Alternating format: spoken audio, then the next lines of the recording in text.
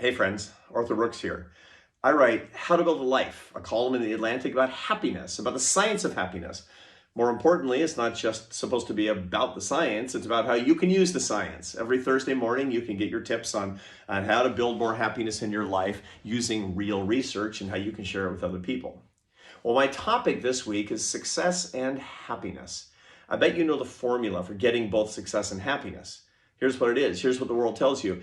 Become successful at work and you'll get happiness in life. Success, then happiness. And that's wrong. Now, I know everybody wants to be successful. It's really, really fun and it makes sense. You get all this, money, power, prestige, admiration, applause. It's going to be so good, right? The world tells you that's the secret to your happiness. Well, it isn't right, and there's a lot of research that shows this. For example, when people work really hard and get a raise at work, the happiness that comes from that wears off really quickly. But the work that they have to do to get that actually very frequently decrements the quality of their relationships, and their life satisfaction falls. So their work satisfaction temporarily goes back up and then goes back down, but their life satisfaction falls because their relationships are becoming desiccated. They're becoming starved because they're working too much. On the other hand, we find that when people work on their happiness, that's when their success rises. So here's what I'm saying. You can get both success and happiness, but don't start with success, start with happiness. And that will actually lead you to the success that you want. Tons of research shows that when people are happier, that their health improves, that their relationships improve, and they make more money and get more promotions at work.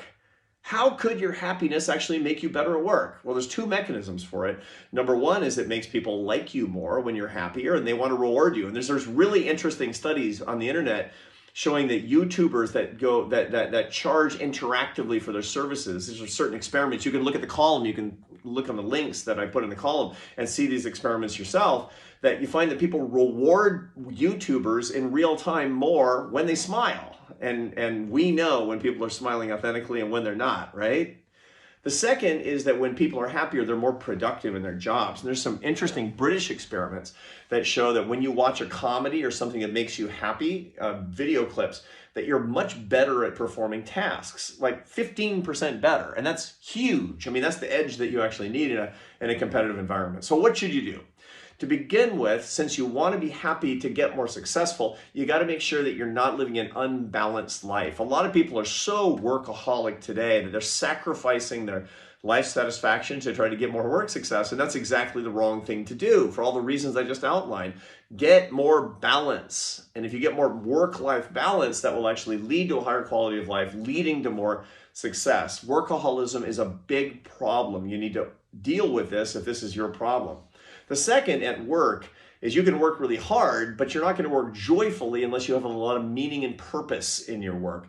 Meaning and purpose at work comes from two sources. Earning your success, which is to say that you're rewarded for your hard work and merit and personal responsibility, number one. And number two is you're serving others.